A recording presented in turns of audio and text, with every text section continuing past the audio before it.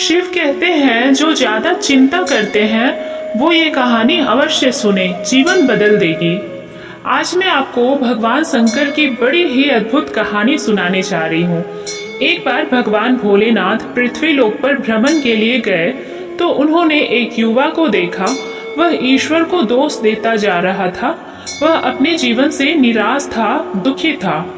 तब भगवान शंकर बौद्ध भिक्षु का रूप धारण करके उस युवा को असली दुख के बारे में ज्ञान देते हैं। तो चलिए इस कहानी के माध्यम से समझते हैं कि असली दुख क्या होता है। अगर आप यह कहानी सुन रहे हैं तो पूरा सुनिए। इस कथा को आधा अधूरा छोड़कर जाने की गलती मत करिएगा, क्योंकि इस पवित्र कथा को पूरा सुनने वाले को मनचाहा फल की प्राप्ति होगी। इसलिए इस कथा को पूरा सुने। आप शिव भक्त हैं तो भोलेनाथ का अनादर ना करें। सुख और दुख एक ही सिक्के के दो पहलू हैं।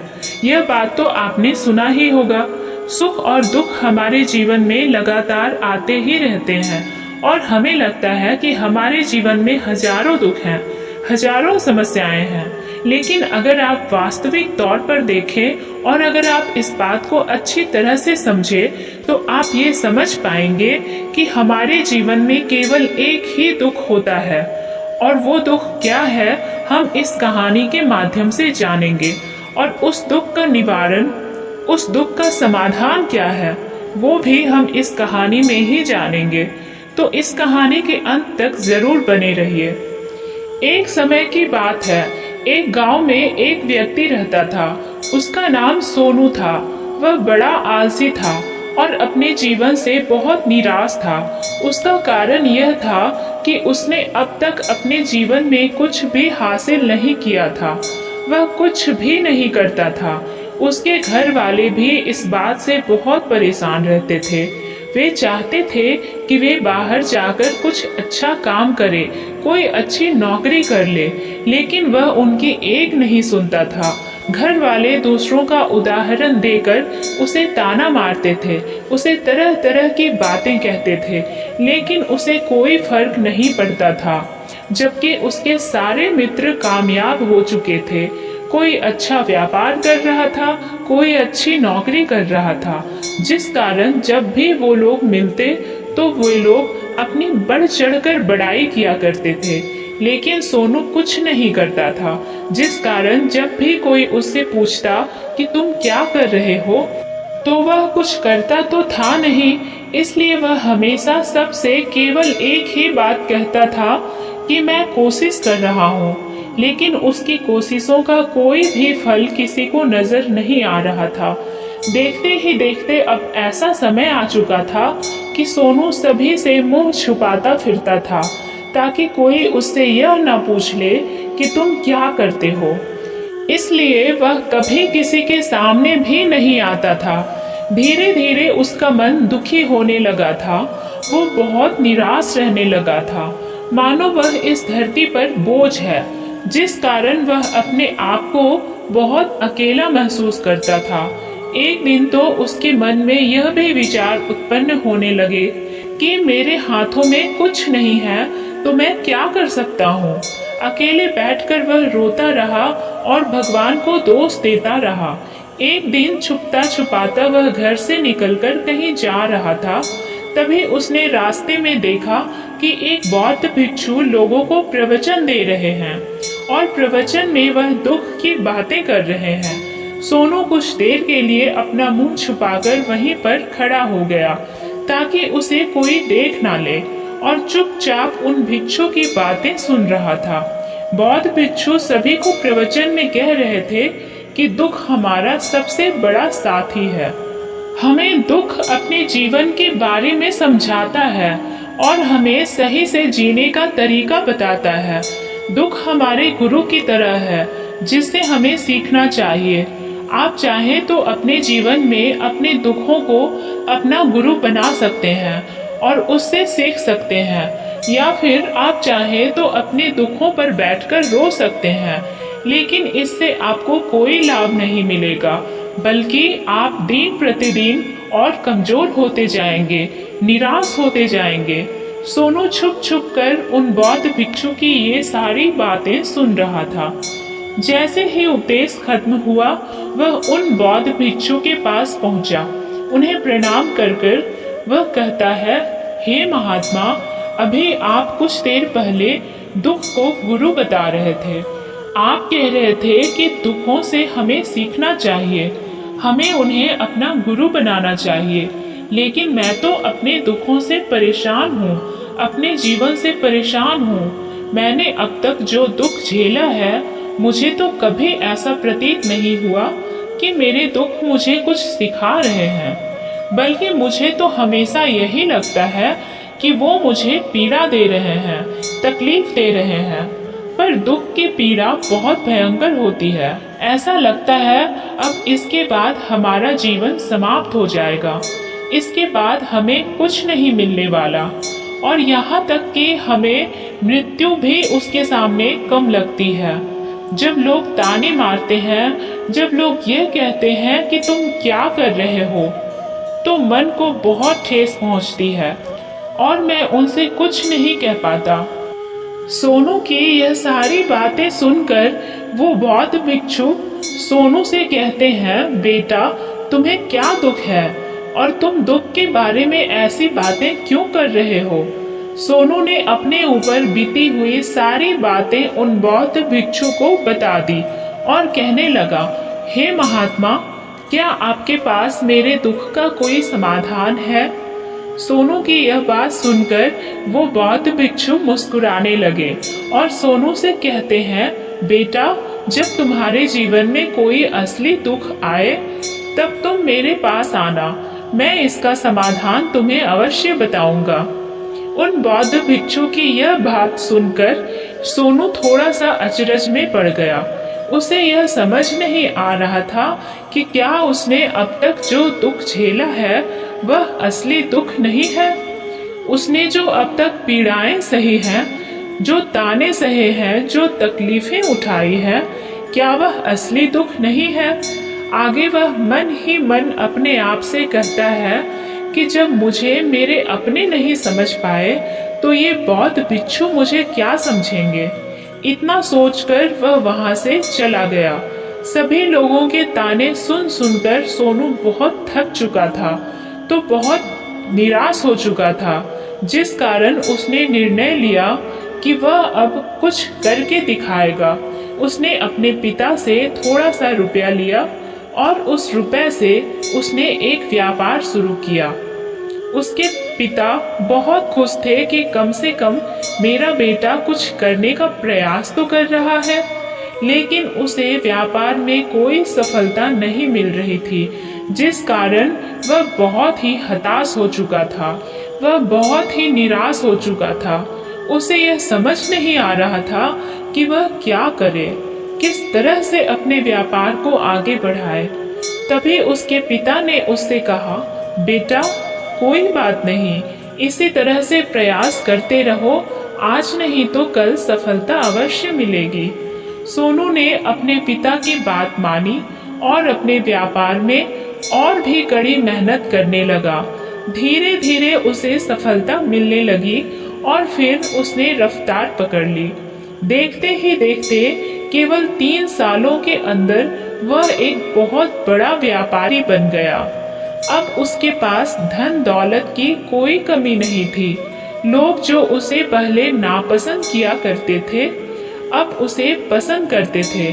जो उसकी चिंता करते थे, उसके कार्यों की सराहना करते थे। उसके माता पिता भी अब अपने बेटे से बहुत खुश थे और उसकी सफलता से वे अत्यंत प्रसन्न थे। धीरे धीरे सोनू के मित्रों की संख्या लगातार बढ़ती जा रही थी। सोनू के कुछ मित्रों ने उसे यह भी सलाह दी कि उसे अपना व्यापार और तेजी से बढ़ाना चाहिए, उसे और फैलाना चाहिए। जब तुम आज केवल इस नगर के सबसे बड़े व्यापारी हो, तब तुम इतना खुश हो, तुम्हारे साथ ये सारे लोग हैं। वहीं पर तुम सोचो कि जब तुम इस राज्य के सबसे बड़े व्यापारी बन जाओगे, तब तुम्हारे यहाँ पर लोगों की भीड़ लग जाएगी। लोग तुमसे मिलने के लिए समय निकालेंगे। यहाँ तक कि इस राज्य के राजा भी तुमसे मिलना चाहेगा, तुम्हारी तारीफ करेगा, और यदि कभी ऐसी जरूरत आन पड़ी तो वह तुमसे धन भी उधार लेने के लिए अवश्य आएगा। सोनू को अपने दोस्त की यह बात बहुत पसंद आई। सोनू ने सोचा कि मेरे मित्र सही कह रहे हैं, मुझे अपने व्यापार को और बड़ा करना चाहिए और फैलाना चाहिए, तभी तो हर कोई मेरे बारे में जान सकेगा, हर कोई मुझे पहचानेगा। उसने बिना देरी किए, अपने समय को बिना गवाए अपने व्यापार में और मेहनत करने लगा।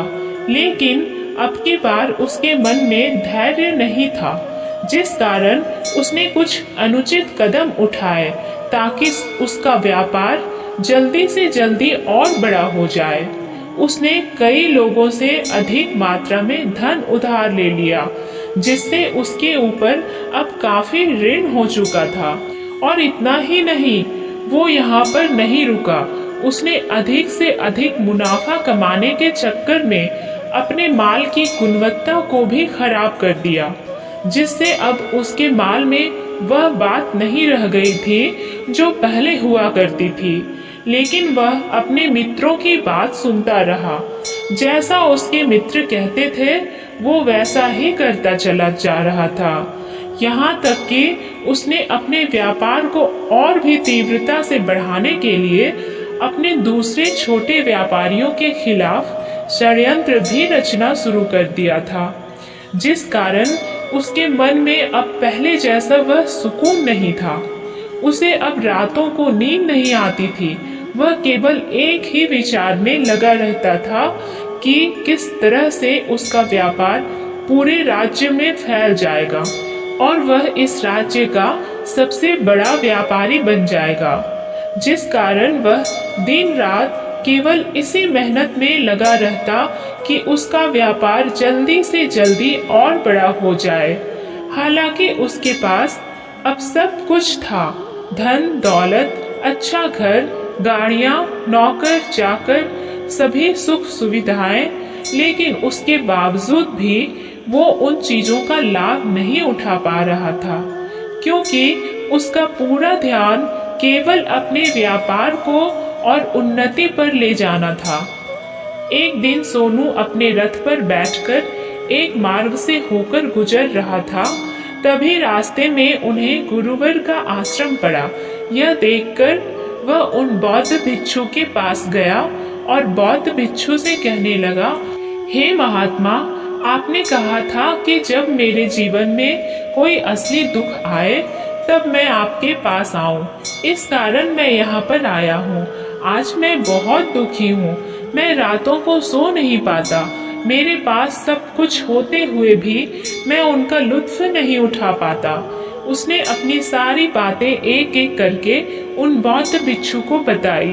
तभी वह बौद्ध भिक्षु सोनू से कहते हैं, बेटा, जब तुम पहली बार आए थे तब भी तुम बहुत दुखी थे, लेकिन तब तुमने अपने दुख से क्या सीखा था? इसके जवाब में सोनू उन बौद्ध भिक्षु से कहता है, हे महात्मा, जब मैं अपने जीवन में कुछ नहीं कर पा रहा था तब मैंने अपने दुखों से यह सीखा था कि केवल सोचने मात्र से कुछ नहीं होगा, उसके लिए हमें कुछ करना भी पड़ेगा। और केवल कोई कर्म करना ही हमें सफल नहीं बनाता, बल्कि उस कर्म को उसके अंजाम तक पहुंचाना हमें सफल बनाता है। फिर चाहे रास्ता कैसा भी हो, फिर चाहे परिस्थितियां कैसे भी क्यों ना हो, फिर चाहे कितनी ही बाधाएं आपके रास्ते में क्यों ना आ जाए, चाहे ऐसा क्यों ना लगने लगे कि अब आपके जीवन में कुछ नहीं बचा और आप कुछ नहीं कर सकते, तब भी हौसला बनाए रखो, उम्मीद ना छोड़ो और अपने कार्य पर डटे रहो। यह सोचकर कि जब तक मैं अपने कार्य को सफल नहीं कर लेता, जब तक मैं अपने लक्ष्य तक नहीं पहुंच जाता, तब तक मैं इस कार्य को करता रहूंगा। मैं इस कार्य में अवश्य सफल होकर ही रहूंगा। जबकि बाकी लोग केवल सफल लोगों को महत्व देते हैं, उनके कर्मों को नहीं। सोनू की यह सारी बातें सुनकर वह बौद्ध भिक्षु मुस्कुराने लगे और इस पर सोनू से कहते हैं, बेटा जब तुम्हारे जीवन में असली दुख आए तब तुम मेरे पास आना, मैं तुम्हारी समस्या का समाधान अवश्य करूंगा। इतना कहकर वह बौद्ध भिक्षु वहां से उठकर चले गए। सोनू एक बार फिर से उनकी यह बातें सुनकर आश्चर्यचकित रह गया। उसे अब यह समझ नहीं आ रहा था कि क्या उसने जो दुख देखा है, उसने जो तकलीफें अब तक सही है, क्या वह असली दुख नहीं है। उसके मन में अब एक सवाल उत्पन्न होने लगा कि असली दुख क्या है और इसकी पहचान क्या है, और मुझे कैसे पता चलेगा कि इस समय मैं असली दुख में हूँ। लेकिन उसने कुछ नहीं कहा। वह यह सब सोच ही रहा था कि तभी वह बौद्ध भिक्षु सोनू के पास एक बड़ा सा घड़ा लेकर पहुंच जाते हैं। उस घड़े के अंदर सोने के सिक्के थे। उस घड़े को देते हुए वह बौद्ध भिक्षु सोनू से कहते हैं, बेटा तुम इसे उस पैर के नीचे दबा दो, क्योंकि ये मेरे किसी काम का नहीं है। जब मुझे इसकी जरूरत पड़ेगी तब मैं वहां से खोदकर इसे निकाल लूंगा, लेकिन अभी के लिए इसे वहां पर मिट्टी के नीचे दबा दो। सोनू ने उस बौद्ध भिक्षु की बात मान ली और वो घड़ा उस पैर के नीचे जाकर मिट्टी में दबा दिया। इतना करके वह गुरुवर को प्रणाम करता है और वहां से वापस अपने घर की ओर लौट जाता है। धीरे धीरे समय बीतता गया।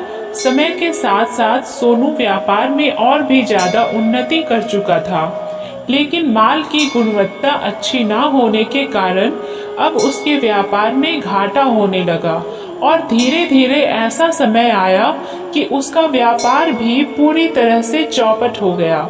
अब उसके पास कुछ नहीं बचा था, बल्कि उसने जो कर्जे लिए थे वह कर्जे भी अब उसे चुकाने थे।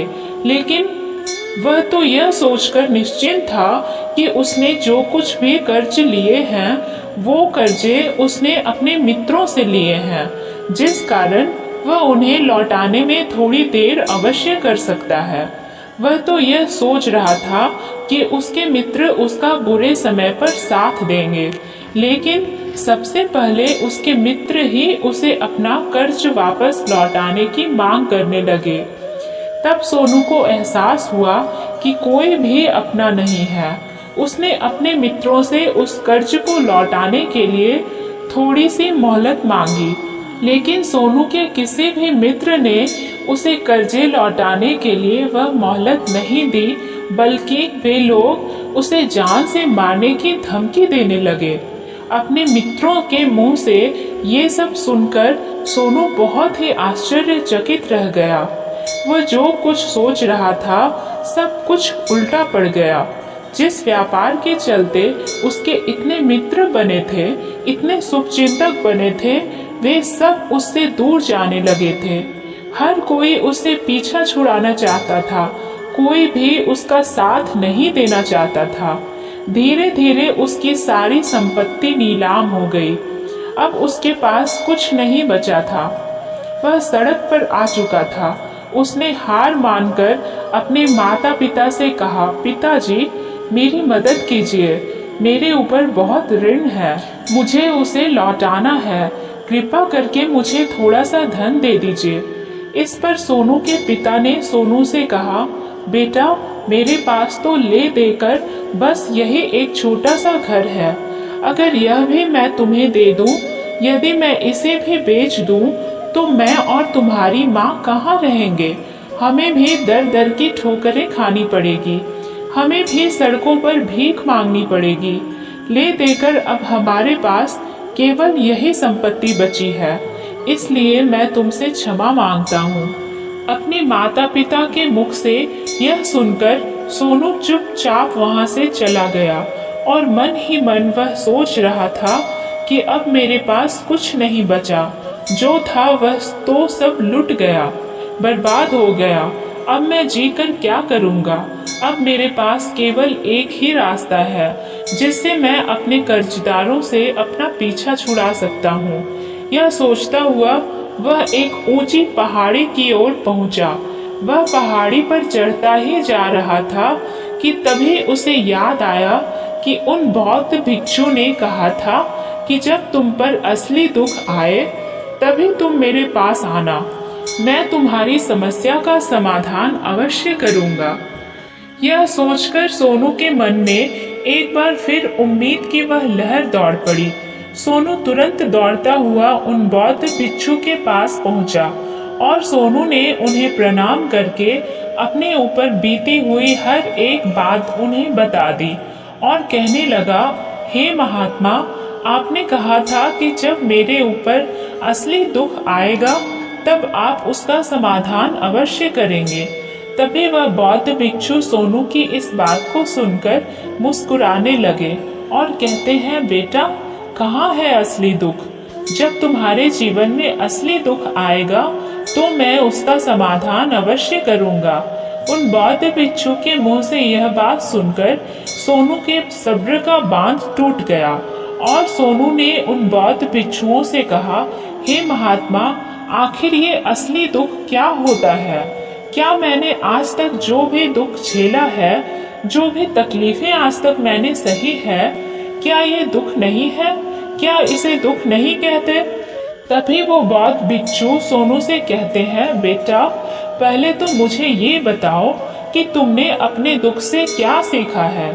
इसका जवाब देते हुए सोनू उन बौद्ध भिक्षु से कहता है, हे महात्मा, मैंने तो यही देखा है कि जो लोग तुम्हारी तरक्की में तुम्हारा पीछा करते हैं, तुम्हारे साथ जुड़ते हैं, वो लोग तुम्हें अवश्य धोखा देंगे, क्योंकि ऐसे लोग बुरे समय पर तुम्हारा साथ नहीं देने वाले, बल्कि तुम्हारा फायदा उठाने का ही वह प्रयास करेंगे। इसलिए ऐसे लोगों पर भरोसा ना करें, बल्कि जो लोग तुम्हारी असफलता के समय पर, तुम्हारे बुरे समय पर तुम्हारे साथ खड़े हैं, वही तुम्हारे असली मित्र हैं और वही तुम्हारे साथ रहते हैं। और ऐसे लोग तुम्हें बहुत कम मिलते हैं, और जिन्हें भी ऐसे लोग मिलते हैं उन्हें हमेशा उनकी कद्र करनी चाहिए।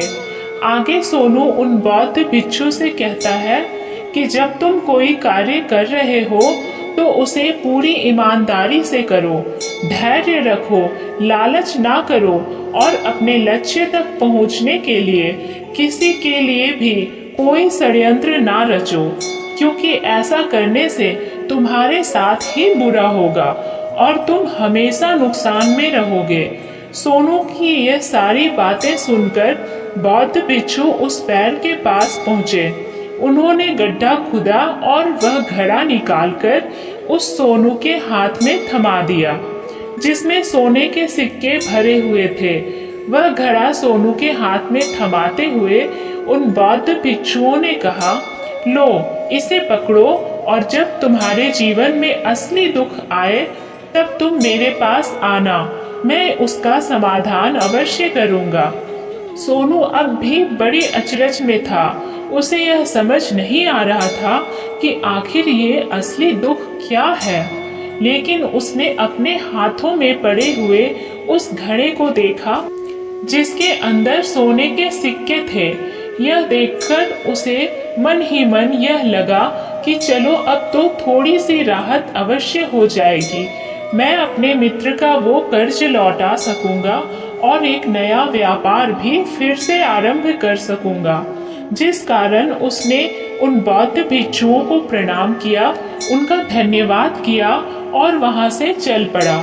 सोनू ने उस सोने के सिक्कों से सभी का कर्ज लौटा दिया और अपने लिए एक बार फिर से नया व्यापार शुरू किया। व्यापार छोटा था, लेकिन अब की बार सोनू बहुत खुश था। उसने पूरी ईमानदारी, मेहनत और लगन के साथ अपने व्यापार पर काम किया और देखते ही देखते एक बार फिर से वह एक बड़ा व्यापारी बन गया। लेकिन अब की बार वो बहुत खुश था, क्योंकि इस बार उसने कोई लालच नहीं की, ना ही किसी के लिए कोई षड्यंत्र रचा, बल्कि उसने पूरी ईमानदारी और मेहनत के साथ अपने व्यापार पर काम किया। लेकिन जैसे जैसे आप धनी होते जाते हैं, जैसे जैसे आप अमीर बनते जाते हैं, आपके मन में एक डर और उत्पन्न होने लगता है और वह है अपनी दौलत को ना खो देना, जिस कारण आप लोग दान करना शुरू कर देते हैं, पुण्य करना शुरू कर देते हैं, लोगों की मदद करते हैं, ताकि आपके जीवन में कभी कोई दुख ना आए। लेकिन यह जीवन सुख और दुख का संगम है, जिस कारण हर किसी को सुख और दुख से होकर गुजरना ही पड़ता है। इसी वजह से एक बार फिर से सोनू के जीवन में एक और दुख उत्पन्न हुआ। अब की बार उसके माता और पिता दोनों की मृत्यु हो गई। सोनू अपने माता पिता से बहुत प्रेम करता था, जिस कारण उसके मन को बहुत गहरा आघात पहुंचा। जब आखिरी बार वह उन्हें देख रहा था तो उसके मन में हजारों सवाल उत्पन्न होने लगे। वह अपने घर लौटा। घर लौटकर उसने देखा कि जिस संपत्ति के लिए वह हमेशा लड़ते झगड़ते रहते थे, आज उसकी देखभाल के लिए कोई नहीं था। उसके माता पिता ने जो भी मेहनत की, जो भी अपने जीवन में इकट्ठा किया, सब यही रह गया। लेकिन अब सब कुछ खत्म हो चुका था और सोनू का मन अब बहुत बेचैन हो रहा था। उसके मन में हजारों सवाल उत्पन्न हो रहे थे और वह अपने आप को बहुत अकेला महसूस कर रहा था। उसे बहुत खाली सा महसूस हो रहा था। उसने इधर उधर देखा, लेकिन उसे कुछ समझ नहीं आया। तभी उसे उन बौद्ध भिक्षु की याद आई। वे तुरंत ही भागा भागा उन बौद्ध भिक्षु के पास पहुंचा। उसे देखते ही उन बौद्ध भिक्षु ने सोनू से सवाल किया और कहा, क्या बात है बेटा, क्या कोई फिर से दुख आन पड़ा है? तभी सोनू ने कहा, नहीं गुरुदेव, अब तो सब ठीक है, लेकिन आज मेरे माता पिता की मृत्यु हो गई और मैं बहुत अकेला महसूस कर रहा हूँ। मैं बहुत दुखी महसूस कर रहा हूँ, जैसे कुछ खाली सा है, जैसे कुछ अकेलापन सा। तभी वह बौद्ध भिक्षु सोनू से कहते हैं, बेटा, इसमें दुखी होने वाली बात क्या है? यह तो जीवन है, एक दिन तो सभी को जाना है। यहाँ पर कोई भी रहने नहीं आया है और ना ही कोई रहेगा। हम सब एक ना एक दिन मृत्यु को प्राप्त हो ही जाएंगे और मृत्यु कब आएगी ये किसी को नहीं पता हो सकता है कि तुम्हारी मृत्यु कल ही हो जाएगी या फिर आज और अभी।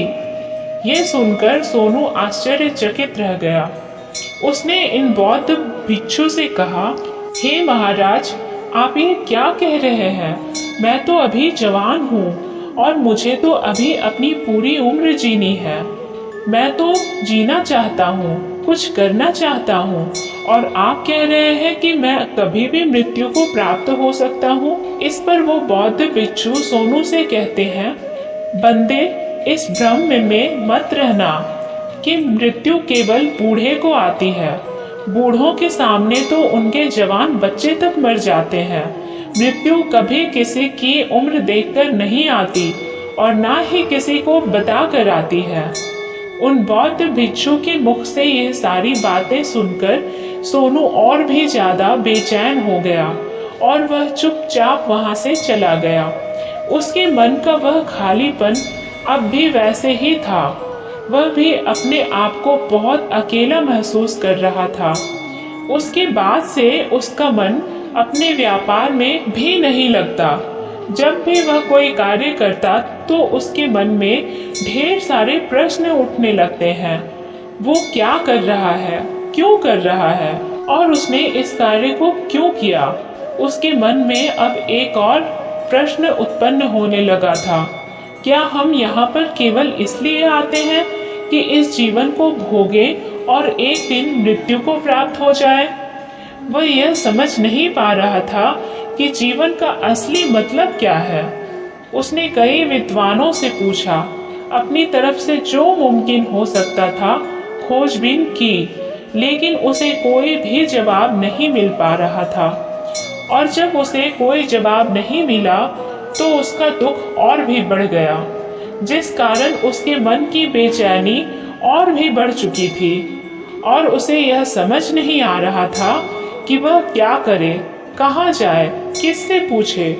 तभी उसे फिर से उन बौद्ध भिक्षु की याद आई।